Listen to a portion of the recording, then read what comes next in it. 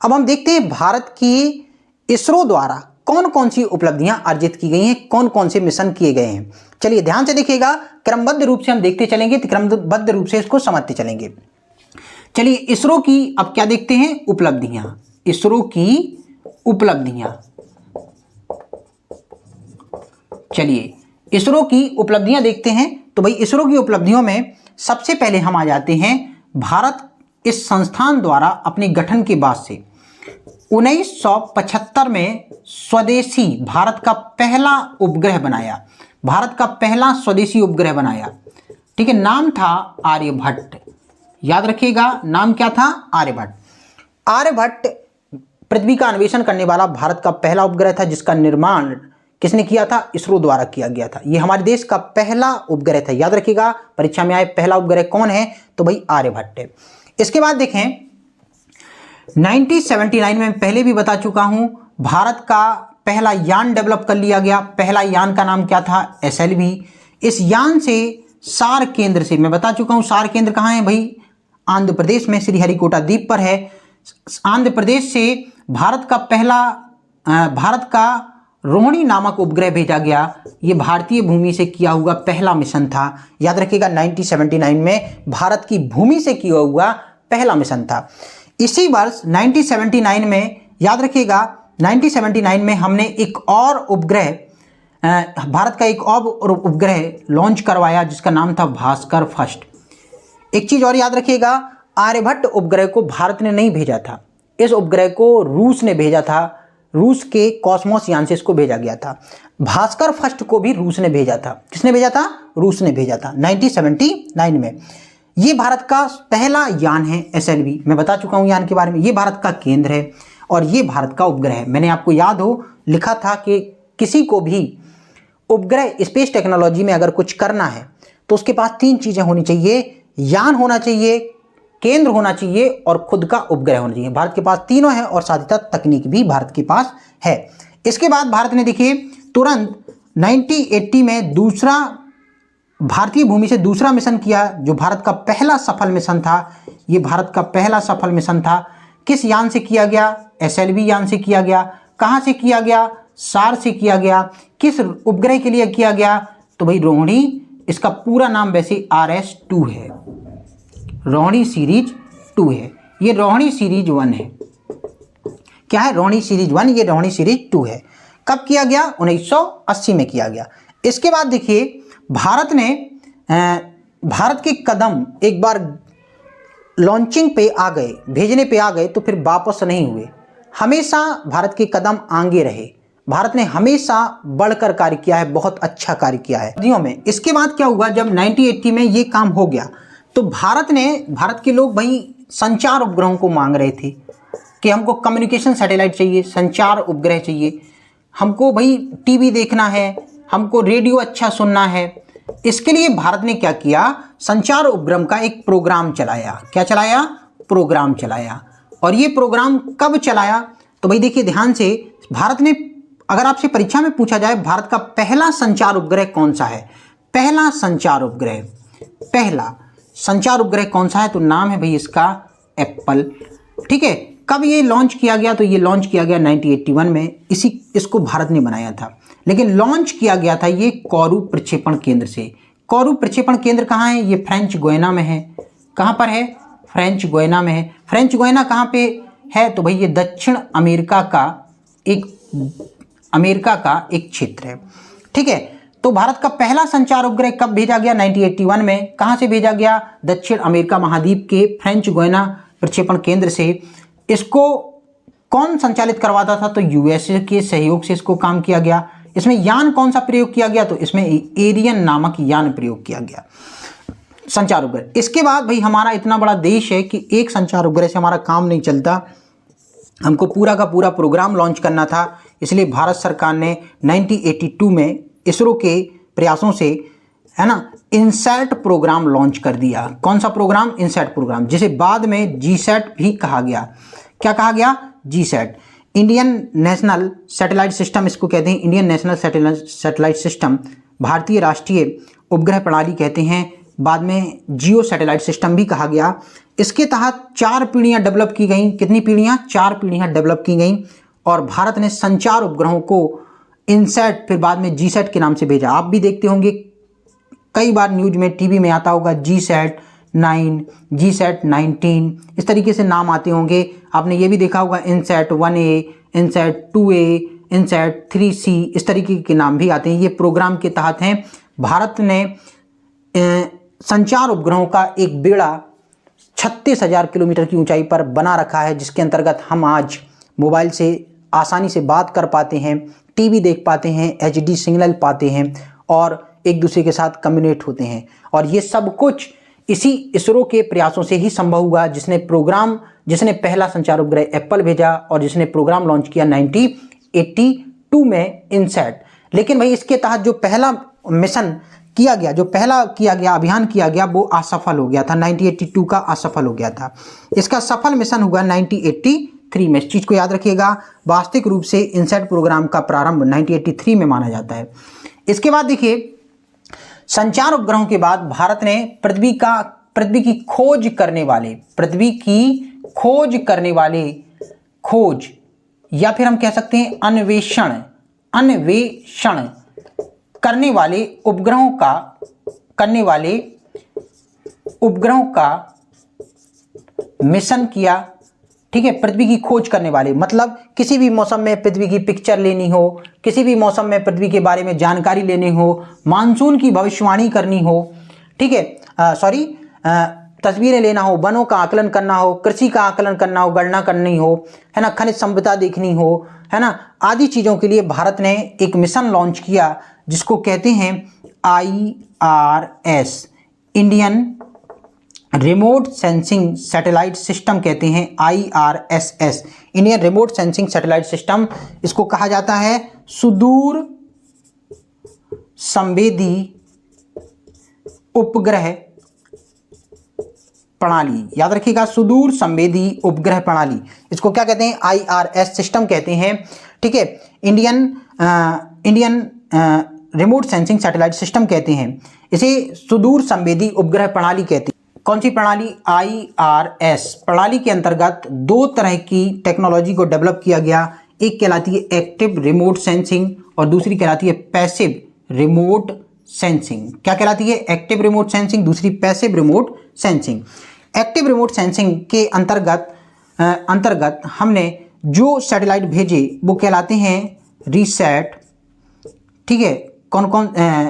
RISAT 1, RISAT 2 और passive remote sensing के अंतर्गत हमने जो सैटेलाइट भेजे उनको कहते हैं कार्टोसैट, ओशियनसैट, मेगाट्रॉपिक्स। ठीक है, काफ़ी सारे सैटेलाइट इसके अंतर्गत भेजे। IRS के अंतर्गत क्या कहलाती है? इसको भारतीय सुदूर संवेदी टेक्नोलॉजी कहते हैं, भारतीय सुदूर संवेदन कहते हैं, या पृथ्वी का अन्वेषण करने वाले उपग्रह कहते हैं। इसका की शुरुआत कब की गई? तो इसकी शुरुआत 1970 में की गई। और भारत में, जैसे मैंने थोड़ी देर पहले बताया, भारत 2022 तक लगभग 41 उपग्रह अंतरिक्ष में स्थापित कर चुका है। किस प्रणाली के? पृथ्वी की खोज करने वाले संबंधी उपग्रह। कितने उपग्रह भेज चुका है 2022 तक भारत? 41 में उपग्रह का नाम क्या है भाई? EOS-4। मैंने अभी थोड़ी देर पहले आपको बताया है। ये इसी के तहत है ना। और इसके तहत जो भारत ने 1970 के दशक में मिशन को प्रारंभ किया गया था और इसके तहत ही भारत ने अब तक 41 सैटेलाइटों को अंतरिक्ष में भेजा जा चुका है। कितने? 41 सैटेलाइटों को। EOS-4 ये 2022 में भेजा गया उपग्रह। ये करता क्या है? कहा जाता है सुदूर संवेदन तकनीक वह तकनीक है जिसमें बिना पृथ्वी के भौतिक संपर्क में आए पृथ्वी के बारे में संपूर्ण जानकारी उपलब्ध करा देना। खनिज संपदा के बारे में, गर्भगृह के बारे में, वाटर के बारे में, आदि चीज़ों के बारे में संपूर्ण जानकारी उपलब्ध करा देना, उसे ही कहते हैं रिमोट सेंसिंग टेक्नोलॉजी। क्या कहते हैं? Remote sensing. कब प्रारंभ हुई भारत की? 1970 के दशक में। देखो, भारत का प्रथम मौसम उपग्रह, प्रथम मौसम उपग्रह, भारत का प्रथम मौसम उपग्रह, इसका नाम था मैटसैट। इसे कब भेजा गया? भारत का प्रथम मौसम उपग्रह, इसका नाम था मैटसैट। इसे कब भेजा गया? 2002 में। इसी का नाम 2003 में बदलकर कल्पना फर्स्ट कर दिया गया। कल्पना फर्स्ट कर दिया गया, याद रखिएगा, इसी का नाम बदलकर 2003 में क्या कर दिया गया? कल्पना फर्स्ट। ये भारत का पहला मौसम उपग्रह है। चलिए अगला देखते हैं। 2002 के बाद भारत का प्रथम शैक्षणिक उपग्रह, शैक्षणिक शिक्षा के लिए समर्पित उपग्रह, शैक्षणिक उपग्रह, शैक्षणिक उपग्रह या एजुकेशनल सैटेलाइट कह सकते हो आप। तो इसका नाम था इसका नाम था एजुसैट। क्या नाम था? एजुसैट। ये कब भेजा गया? तो ये 2004 में भेजा गया। किस यान से भेजा गया? तो PSLV से भेजा गया। मैडसैट को भी किससे भेजा गया था? PSLV से भेजा गया। भारत का प्रथम शैक्षणिक उपग्रह एजुसैट था। चलिए अगला देखते हैं। भारत का उष्णकटिबंधीय उपग्रह, भारत का पहला उष्णकटिबंधीय उपग्रह, उष्णकटिबंधीय ट्रॉपिकल सैटेलाइट, भारत का पहला उष्णकटिबंधीय उपग्रह, या इसी को कह सकते हो आप, जैसे परीक्षा में आए कि कर्क रेखा से मकर रेखा तक कार्य करने वाला भारत का पहला उपग्रह, कर्क रेखा से मकर रेखा तक कार्य करने वाला भारत का पहला उपग्रह। तो इसका नाम था मेघाट्रॉपिक्स। याद रखिएगा, मेघाट्रॉपिक्स, मेघाट्रॉपिक्स याद रखिएगा। ये भारत का पहला ऐसा उष्णकटिबंधीय उपग्रह था जो कर्क रेखा से मकर रेखा तक, क्या गया भाई? मेघाट्रॉपिक्स कर्क रेखा से मकर रेखा तक कार्य था। कब भेजा गया? इसको 2011 में भेजा गया। कब भेजा गया? 2011 में। ये महत्वपूर्ण चीजें याद रखिए। प्रथम मौसम उपग्रह मैडसैट 2002 में PSLV यान से, प्रथम शैक्षणिक उपग्रह एजुसैट 2004 में PSLV यान से, उष्णकटिबंधीय उपग्रह कर्क रेखा से मकर रेखा के बीच काम करने वाला मेघाट्रॉपिक्स, है ना, 2011 में। इसे भी PSLV यान से भेजा गया था। किस यान से भेजा गया था? PSLV यान से। अभी भाई PSLV यान के द्वारा ही, मैंने कहा था ना, ये काफी महत्वपूर्ण यान है, काफी महत्वपूर्ण उपग्रह है। इसके बाद देखें, जो चौथा है वो आपको जानना बहुत जरूरी है। 2008 में भारत का पहला चंद्र मिशन, पहला फर्स्ट, ठीक है, भारत का पहला चंद्र मिशन, इसको क्या कहते हैं? चंद्रयान फर्स्ट कहते हैं भाई। क्या कहते हैं? चंद्रयान फर्स्ट कहते हैं। ये कब किया गया चंद्रयान फर्स्ट? तो चंद्रयान फर्स्ट किया गया 2008 में, ठीक है। कब किया गया? 2008 से। किस यान से किया गया? फिर से वही PSLV यान से किया गया, ठीक है। किस यान से किया गया? PSLV यान से। चंद्रयान फर्स्ट के बारे में देखें, ये 22 अक्टूबर 2008 को किया गया, ठीक है। भारत का तो पहला था, लेकिन विश्व का 68वां मिशन था, चंद्र मिशन था। विश्व का कैसा मिशन था? 68वां चंद्र मिशन था।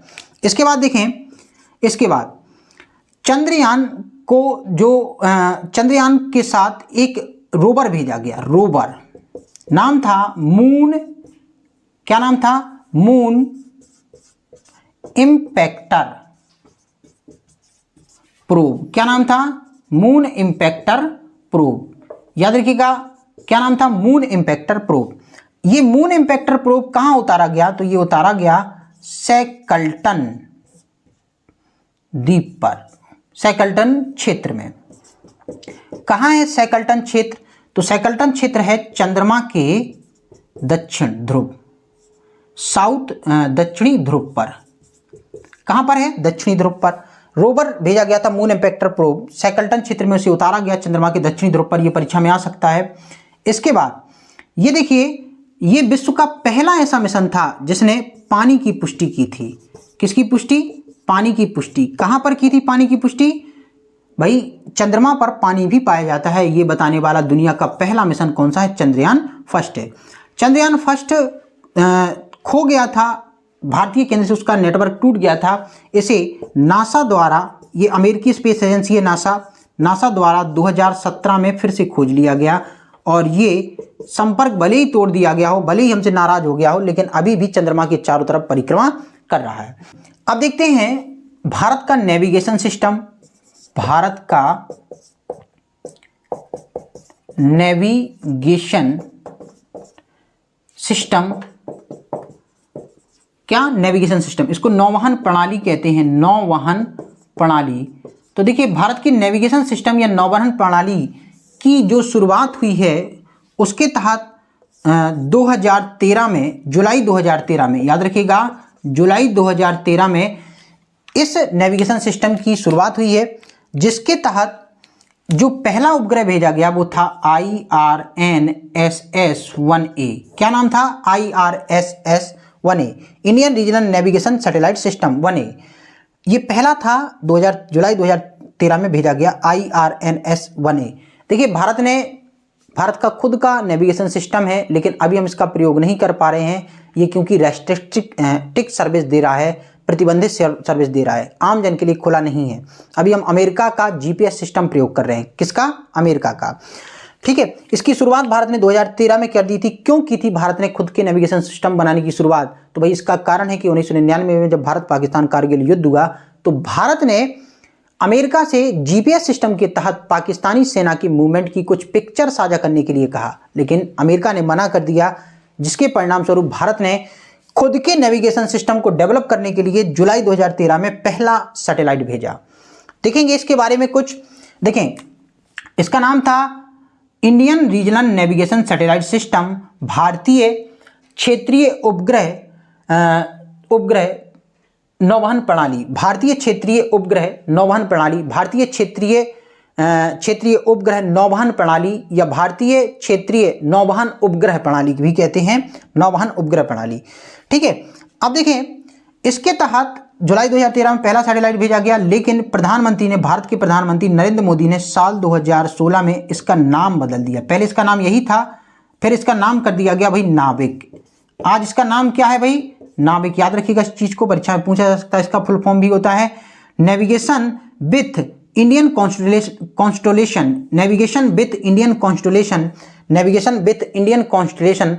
भारतीय नाविकों को समर्पित है, ये नाविकों को, ठीक है, समर्पित है। IRNSS के तहत कुल 7 उपग्रह हैं। कितने उपग्रह हैं? 7 उपग्रह। और ये उपग्रह क्षेत्रीय नेविगेशन प्रणाली का उदाहरण है। किसका उदाहरण है? याद रखिएगा, यहाँ पर R का मतलब रीजनल होता है, क्षेत्रीय होता है। क्षेत्रीय नेविगेशन प्रणाली का उदाहरण है जो 1500 किलोमीटर तक, कितने किलोमीटर तक? 1500 किलोमीटर तक नेविगेशन सुविधाएं दे सकते हैं। कितने किलोमीटर तक? 1500 किलोमीटर तक नेविगेशन सुविधाएं। अर्थात कह सकते हैं कि नौवहन प्रणाली, इंडियन नौवहन प्रणाली की जो रेंज है वो कितनी है? 1500 किलोमीटर तक। इसका पहला उपग्रह तो जुलाई 2013 में भेजा गया, अंतिम उपग्रह 2018 में भेजा गया था। कब भेजा गया था? अंतिम उपग्रह 2018 में। इसको भारत की नेविगेशन सिस्टम या नेविगेशन प्रणाली कहते हैं। 2013 में इसको प्रारंभ किया गया था। इसके बाद देखिए एक चीज और है, भारत की स्वदेशी वेधशाला भी है, वेधशाला, ऑब्जर्वेटरी भी है, अंतरिक्ष ऑब्जर्वेटरी है। याद रखिएगा, अंतरिक्ष में भारत की एक प्रयोगशाला है जिसको वेधशाला कहा गया है। इस वेधशाला को भारत ने 2015 में PSLV यान से भेजा था। किस यान से भेजा था? PSLV यान से भेजा था। और इस वेधशाला का भाई नाम परीक्षा में पूछे तो इसका नाम है एस्ट्रोसैट। क्या नाम है? एस्ट्रोसैट। याद रखिएगा, क्या नाम है भाई इसका? एस्ट्रोसैट। ये 350 से 450 किलोमीटर के मध्य में स्थापित की गई है। कितने किलोमीटर में? 350। भारत की खुद की वेधशाला, भारत की खुद की प्रयोगशाला अंतरिक्ष में स्थापित की गई 2015 में PSLV यान से, जिसका नाम क्या है? एस्ट्रोसैट। इसको लिख लीजिए, इसको नोट करते रहिए। इन सब चीज़ों को, काफ़ी महत्वपूर्ण चीज़ें हैं जो आपके एग्जाम के लिए बहुत ज़रूरी हैं।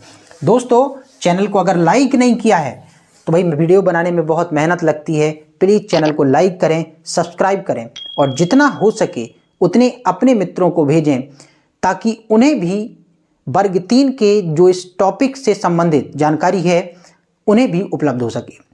आपसे मेरा यही निवेदन है कि कृपया आप वीडियो को अधिक से अधिक शेयर करें, अधिक से अधिक वॉच करें, पूरा वॉच करें और देखें, उन चीज़ों को नोट करें और अपने दोस्तों तक भी इस सूचना को पहुंचाएं। चलिए अगला देखते हैं। एस्ट्रोसैट के बाद भारत ने फरवरी 2017 में कमाल किया जो विश्व में अब तक किसी ने नहीं किया था। कब? फरवरी 2017 में भारत ने PSLV यान से, याद रखिएगा, PSLV यान से विश्व में सर्वप्रथम 104 उपग्रहों को अलग अलग कक्षाओं में स्थापित किया। याद रखिएगा, ये विश्व में अब तक, मतलब अब तक का कहने का मतलब 2017 तक कोई नहीं कर पाया था। किस यान से किया भारत ने? PSLV यान से। 104 उपग्रहों को अंतरिक्ष में अलग अलग कक्षाओं में स्थापित किया। ये बहुत बड़ी हमारे देश के लिए उपलब्धि है, बहुत बड़ा PSLV यान का महान उपलब्धि में से एक उपलब्धि है। तो भाई आपसे परीक्षा में पूछा जा सकता है PSLV यान ने 104 उपग्रहों को कब अंतरिक्ष में स्थापित किया? तो भाई PSLV यान ने 104 उपग्रहों को अंतरिक्ष में स्थापित किया कब? 2017 में। 2017 से पहले एक और महत्वपूर्ण घटना है 2013 की, याद रखिएगा। 13 में भारत ने अपना पहला मंगल मिशन किया। क्या किया? मंगल मिशन। तो याद रखिएगा, इसको मॉम भी कहते हैं, मार्स ऑर्बिटर मिशन। क्या कहते हैं? Mars orbiter mission. तो भारत ने पहला मंगल मिशन कब किया था? 2013 में, और ये सफल रहा। याद रखिएगा, ये बहुत बड़ी बात है कि हम पहले ही प्रयास में सफल रहे। विश्व में हम सबसे पहले ऐसे लोग थे जो फर्स्ट प्रयास में सफल हुआ। भारत ने कब किया? 2013 में। किस यान से किया भाई? तो इस यान का नाम था PSLV। कितना खर्चा हुआ? तो भारत का खर्चा हुआ 450 करोड़। हॉलीवुड की एक मूवी से भी कम हमारा खर्चा हुआ। कितना हुआ? 450 करोड़। 2013 में भारत ने क्या किया? मंगल मिशन किया, जो पहले ही प्रयास में सफल हो गया। किस यान से किया? PSLV से। कितना खर्चा हुआ? 450 करोड़। और भारत मंगल मिशन करने के साथ ही स्पेस टेक्नोलॉजी में विश्व के चुनिंदा देशों की सूची में शामिल हो गया। ये बहुत बड़ी बात है, बहुत बड़ा कार्य है, जो एक ऐसे यान से किया गया जो इसके लिए बनाया ही नहीं गया था, और इतने कम बजट में किया गया, जिसमें हॉलीवुड जैसे, भारत जैसे देश की जो बड़ी टेक्निकल मूवी है, जैसे रोबोट 2.0 भी नहीं बनती, उतने कम बजट में हमने मंगल मिशन कर दिया पहले ही प्रयास में। ठीक है, तो याद रखिए कब किया गया मंगल मिशन? 2013 में। है देखिए, भारत की एक और उपलब्धि है, वो है 2019 में भारत ने चंद्रयान 2 किया। चंद्रयान 2 किया, याद रखिएगा, चंद्रयान 2। ये किस यान से किया गया था? GSLV MK3। आपको पता है ये इतना पावरफुल यान है जो 4 टन तक के वजन को ले जा सकता है। कितने टन को? 4 टन के। क्या होता है 4 टन? 4 गुणे 1000 कर दो, कितना हो जाएगा? 4000 किलोग्राम। अर्थात ये 4000 किलोग्राम के वजन को ले जा सकता है। मैं पहले ही बता चुका हूं इसका वजन कितना था। इसका वजन था 640 टन, और ये 640 टन प्लस 4000 या प्लस 4 कर दो तो 644 टन पेलोड ले जाने में सक्षम है। ये समझिएगा, वजन को ढोने का कार्य करता है। बाकी तो सब जल जाता है, नीचे गिर जाता है, लेकिन फिर भी 4 टन कहां तक ले जाता है? ये 4 टन वजन ले जाता है 36,000 किलोमीटर तक। याद रखिएगा इस चीज को। तो भैया बात करते हैं कि चंद्रयान 2 कब किया गया? तो चंद्रयान 2 2019 में किया गया। इसरो के प्रमुख कौन थे इस समय? तो भाई के सिवान थे। ये 10वें इसरो के चीफ थे, के सिवान थे। इनके द्वारा ये मिशन किया गया। इसके तहत क्या क्या भेजा गया? तो भाई इसके तहत भेजा गया, देखिए भेजा गया ऑर्बिटर। याद रखिएगा, पहली चीज जो भेजी गई वो थी ऑर्बिटर। दूसरा था वो है लैंडर, और तीसरी जो चीज थी वो थी रोवर। क्या थी? रोवर। देखिए ऑर्बिटर सफलतापूर्वक चंद्रमा की कक्षा में पहुंच गया। ऑर्बिटर सफलतापूर्वक चंद्रमा की कक्षा में पहुंच गया, और उसने जैसे ही लैंडर का नाम था भाई विक्रम, और रोवर का नाम था प्रज्ञान। ऑर्बिटर से जैसे ही चंद्रमा की कक्षा में पहुंचने के बाद विक्रम मतलब लैंडर अलग हुआ, वैसे ही विक्रम से भारतीय केंद्र का संपर्क टूट गया, और विक्रम विथ रोवर के चंद्रमा की दक्षिणी ध्रुव पर जा गिरा। और इस तरीके से हमारा मिशन लगभग सफल होते होते रह गया। लेकिन फिर भी मैं ये नहीं कहूंगा कि ये 100% असफल था। ये मिशन भाई 95% सफल था, केवल 5% रह गया। क्यों? क्योंकि अगर विक्रम लैंडर सफलतापूर्वक चंद्रमा की सतह पर, दक्षिणी सतह पर, दक्षिणी ध्रुव पर सॉफ्ट लैंडिंग कर जाता तो ये 100% रह जाता। बाकी हमने सफलतापूर्वक लॉन्च किया, चंद्रमा की कक्षा में भी पहुंचे, सब कुछ किया, बशर्ते लास्ट तक ये काम रह गया। तो देखिए ये तमाम चीजें हैं। इसके बाद एक चीज और याद रखिएगा, हमारे देश में जो उपग्रह चलते हैं, हमारे देश में जो वायुयान चलते हैं, वायुयान का मतलब फ्लाइट, जो फ्लाइट चलती हैं, इन फ्लाइटों को नियंत्रित करने का काम एक सिस्टम करता है, जिस सिस्टम का नाम है गगन। याद रखिएगा, इसको वायुयान प्रचालन तंत्र कहते हैं, वायुयान प्रचालन तंत्र गगन कहते हैं इसको भी याद रखिएगा, गगन। ये भूमध्य सागरीय क्षेत्र में वायुयान के प्रचालनों को संभव बनाने वाला भारत का एशिया का पहला मिशन है। ठीक है, तो वायुयान के संचालन को सफलतापूर्वक चलाने का कार्य कौन कर रहा है? गगन कर रहा है, और ये भारत का ही है। कर्क रेखा से लेकर मकर रेखा तक जो भी वायुयान उड़ते हैं ये उन पर निगरानी रखता है, और ये इसके लिए कुछ सैटेलाइट काम कर रहे हैं, जिन सैटेलाइटों का नाम है, अगर आप नाम जानना चाहते हैं तो इस सैटेलाइट का नाम है, जो इसमें लगे हुए गगन सिस्टम में लगे हैं, GSAT-8, ठीक है, GSAT-10 और GSAT-15। याद रखिएगा, ये सैटेलाइट इस गगन सिस्टम को सपोर्ट कर रहे हैं। तो भाई ये था भारत का कुछ महत्वपूर्ण मिशन। इसके अलावा देखिए, भारत आदित्य L1 सूर्य के कोरोना के अध्ययन के लिए आदित्य L1 मिशन करेगा भविष्य में। सूर्य के कोरोना का अध्ययन करने के लिए, सूर्य का अध्ययन करने के लिए आदित्य L1 मिशन करेगा। भारत चंद्रयान 3 का भी प्लान बना रहा है, चंद्रयान 3 का भी प्लान बना रहा है, जिसकी घोषणा भी की है कि 2022 में ही उसको किया जाएगा। साथ ही साथ भारत खुद की अंतरिक्ष में स्पेस स्टेशन बनाना चाहता है, जिसकी घोषणा इसरो द्वारा 2030 के लिए की गई है। खुद की स्पेस स्टेशन 2030 के लिए। भारत शुक्र ग्रह पर भी मिशन करना चाहता है, जिसके लिए शुक्रयान भेजा जाएगा। इसके अलावा भारत 2022 और 23 में पहला मानव युक्त मिशन भी करना चाहता है, मानव को अंतरिक्ष में भेजना चाहता है। अब तक भारत ने ऐसा नहीं किया है, अंतरिक्ष में भेजना चाहता है, जिसका नाम है गगनयान। याद रखिएगा, गगनयान। इसके तहत भारत के 3 वैज्ञानिकों को 7 दिनों तक पृथ्वी की निम्न कक्षा में परिक्रमा करवाया जाएगा, और इसके तहत भारत ये मिशन भी करना चाहता है। तो भाई कौन कौन से भविष्य के मिशन हो गए? एक हो गया आदित्य L1, एक हो गया शुक्रयान, एक हो गया गगनयान, एक हो गया भाई भारत की खुद की क्या होगी, स्पेस स्टेशन होगी, जो 2023 में भेजी जाएगी। ऐसे कुछ मिशन भारत करने वाला है। चंद्रयान 3 को भी भारत निश्चित समय पे बहुत जल्द से जल्द करने वाला है। तो इसी के साथ ये जो टॉपिक था वर्ग 3 के लिए, शिक्षकों के लिए, उनके लिए पूर्ण होता है। आशा करता हूं कि आप सभी लोगों को वीडियो अच्छा लगा होगा, और अगर अच्छा लगा है तो प्लीज़ चैनल को लाइक सब्सक्राइब करना ना भूलें, और ज़्यादा से ज़्यादा लोगों तक इस चीज़ को पहुंचाएं। जय हिंद, धन्यवाद।